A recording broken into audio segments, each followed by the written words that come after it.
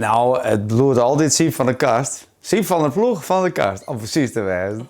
Maar ik ben vregen inderdaad terug. Vorig jaar hebben wij voor Radio 2 hebben wij toen TLO het zien hier verstaan. We hebben een optreden voor Radio 2 en nou, dat was gewoon hartstikke mooi. Ik was zeer vereerd dat ik vregen waren om mij te zongen op die opname. En dat wie inbult energie, dat ging hartstikke mooi, geweldig. Dus toen kwamen er op een gegeven moment orenplannen, kwamen er ook plannen van, we willen eigenlijk ook wel weer wat festivals doen en dat soort dingen. En misschien wel een clubtour, zoals we dat eventueel ook wel willen. Dan heb ik wel even een hele goede nadenken, want ik heb natuurlijk een hele soort projecten, theaterprojecten en de Kast als belangrijkste band, met mijn eigen werk, met uw eigen werk. Maar ik wie altijd wel enorm fan van de scene. Dus ik denk, verdorie, als ze me dat 20 jaar vregen ging, dan ging ik sowieso yes zijn. Kan je toch niet weigeren? Nee, ik kan niet weigeren eigenlijk. Dus, en toen dacht ik, ik had er gewoon een heel soort zin in. Dit ben ik geweldig genoemd. En het is hartstikke jammer dat het eigenlijk live niks mee gebeurt. Tuurlijk, bijna elke Nederlandstalige band speelt iedereen is van de wereld. Dat, als de Vrienden van Amsterdam, dat wordt altijd spelen. Elke grote Nederlandstalige dingen wordt dat spelen. Maar ze hebben nog zoveel meer mooi materiaal, prachtige albums maken. Geweldige nummers kunnen. En die band die had zo'n goede sound. Toen ik ertussen stier, in mijn Radio 2, tot af dit is echt de scene. Ik sta echt in de scene. Dat is net, zeg maar even, een bandje. Zouden wij met de Kast ook eigen geloerd hebben. Had de scene echt zijn eigen geloerd. En met T weer natuurlijk een fantastische zanger die dat nog rauwer maken en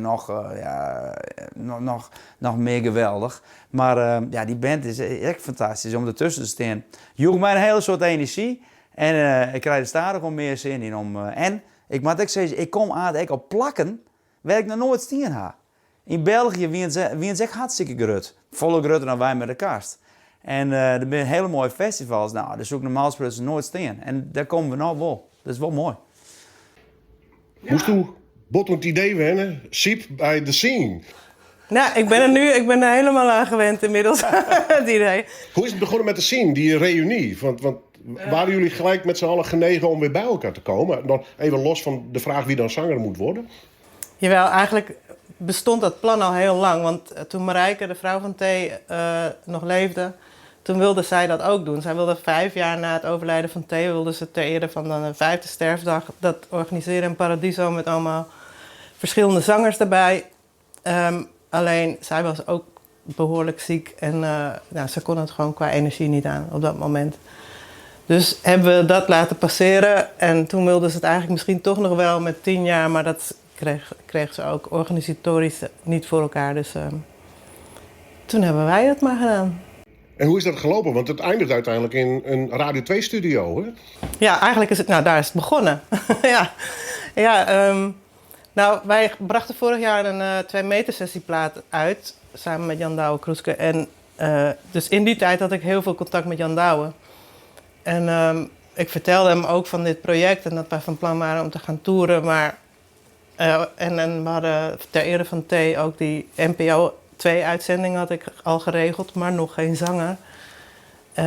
En toen was Jan Douwe eigenlijk degene die zei van, hier is het nummer van Siep, waarom vraag je hem niet?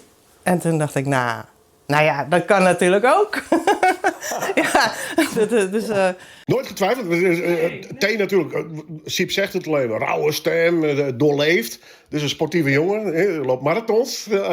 Even flauw, maar het verschil was er ook wel of misschien wel weer niet. Ja, maar dat verschil heb je sowieso met elke zanger. Dus hoe dan ook. Maar ik denk, het komt helemaal goed. Ik bedoel, wij als band hebben gewoon nog steeds hetzelfde geluid. En natuurlijk zal Siep moet niet eens een kopie zijn van T.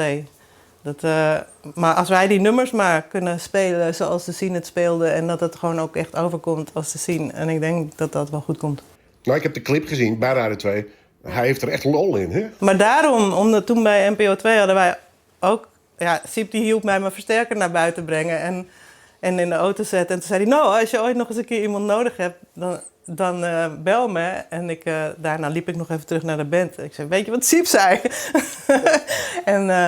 En omdat wij toen al met het idee liepen en dat het eigenlijk al een beetje concreet aan het worden was, hadden we toen meteen eigenlijk zoiets van, dit klonk zo goed. laten we hem als eerst even vragen. Siep, had het al een beetje beneemd. Het is een begrip, hè, de scene, laten we eerlijk wezen. Ja. Top 5, zei je toen zelfs, hè? Ja, ik vind van Nederlandse bands in het rijtje... De Dijk, Het Goede Doel, Golden Earring, The Scene. Dat is toch wel, jaren 80, jaren 90 geweldige nummers maken en een hele soort... En nog als die top 2000, daar zitten die nummers ook al hierin. En die 2 meter sessies van Jan Douwe, wie een legendarisch die ze ooit maken gaan. Dus die nummers, ja, dat zijn prachtig mooie nummers, met geweldige teksten. En ik ben dan wel een sportieve jongen, maar ik ben ook wel trolleefd. Dus ik ben door hier echt 60. Ja, Kijk, dat past wel, denk ik. ik ga alles wel meemaken, ze staan er gewoon in de muziek. Er is me niks vreemd, dus wat dat betreft, ik ben geen groentje. En ik kan me heel goed vinden in die teksten. Ik vind ze van een enorm hoog niveau. En heel identiek en heel eigen. Er is maar één die zulke teksten maakt. Dat is voort herkenbaar. Bepaalde invalshoeken. En ik vind het schitterend om dat materiaal te jongen. En daar mijn eigen ding mee te doen. En die band, die stiert als een hoes. Dat tikt aan en denkt van... Ja, dan komt er zo'n volle energie los. Vrij. Ik denk dat het heel bijzonder wordt. Dat het gewoon een trip wordt op met die optredens. Ja. Nou, ik denk dat het voor ons ook een voorwaarde was van een zanger die we zouden vragen. Dat het wel iemand was die wist wie wij waren en wat we deden. En we zijn natuurlijk wel met elkaar in dezelfde tijdperken Ja, door dezelfde dingen heen. Jullie waren net wat eerder. Ja. Dus we hebben nog wel in onze coverperiode, dat we naast ons eigen werk ook covers spelen wegnummers van de scene. En dat wie eigenlijk, die dienen bij ons het beste. Nummers als Blauw, Rigoureus, Iedereen is van de wereld. Die nummers hebben we al hier spelen. En dat wie eigenlijk ons beste, dat kwam altijd heel erg goed binnen bij de mensen. Dat paste. Er is het muziekverhaal en prachtig. Maar dan mag ik het gevoel als bij een groep juist. Hier is dat gevoel voor het goed.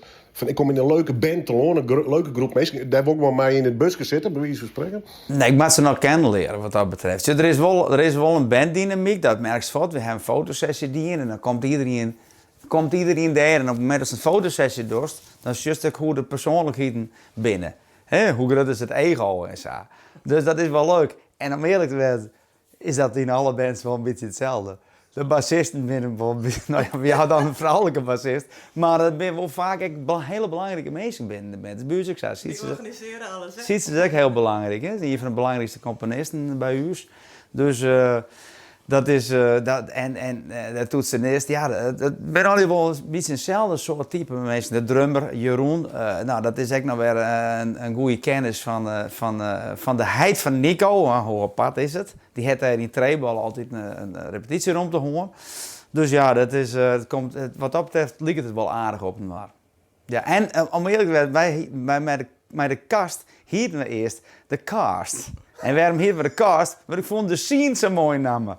Dus ik denk, zo'n namen maat werken, maar dat waren toen heel snel de kast.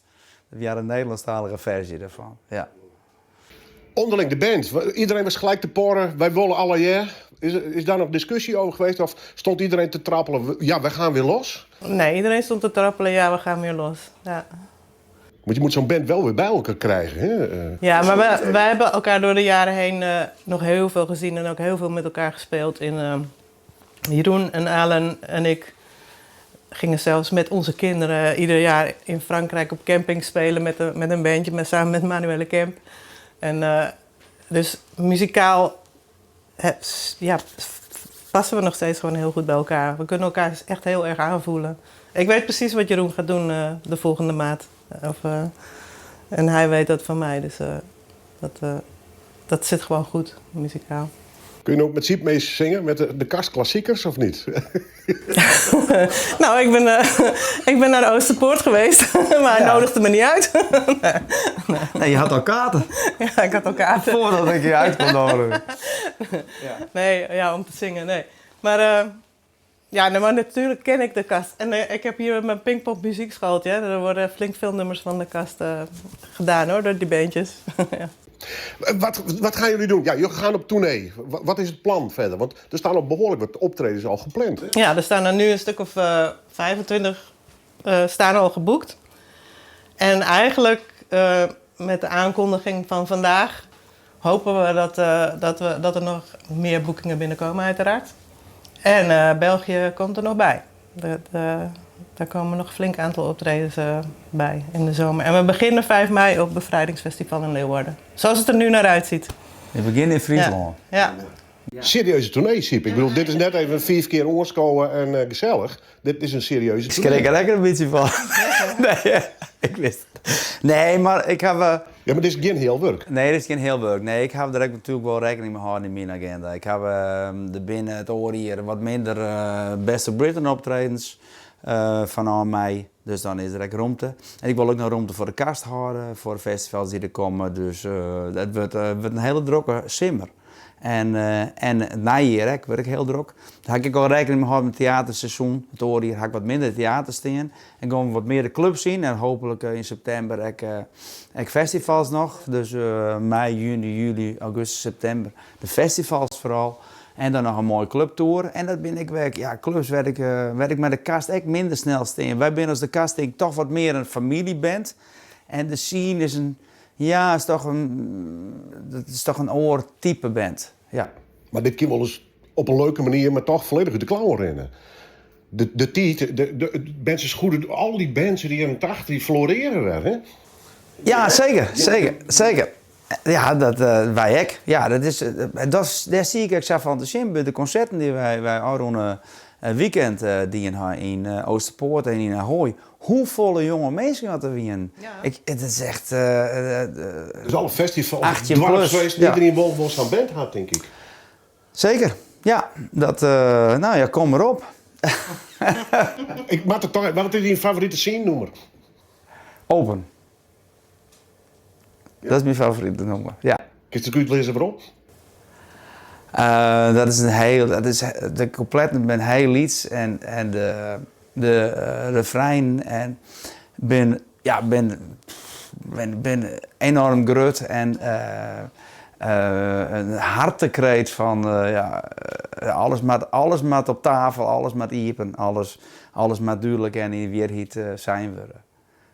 Ik vind dat een heel mooi nummer en heel mooi gitaarlik, bouwt op een heel mooie riff. Ja. Heb jij een favoriet nummer? Ik denk, ja, jullie hebben zo'n...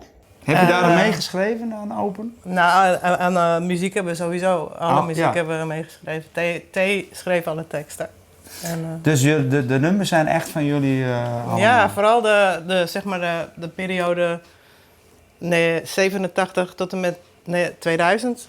Dus toen zaten we echt gewoon bijna iedere dag in de oefenruimte nieuwe albums te schrijven als we niet aan het optreden waren. En dan waren we gewoon met elkaar, die nummers muzikaal in elkaar aan het zetten. En dan kwam T met de tekst. En meestal was de tekst, die kwam dan erachteraan. Hè? Dus eerst muziek en dan de tekst.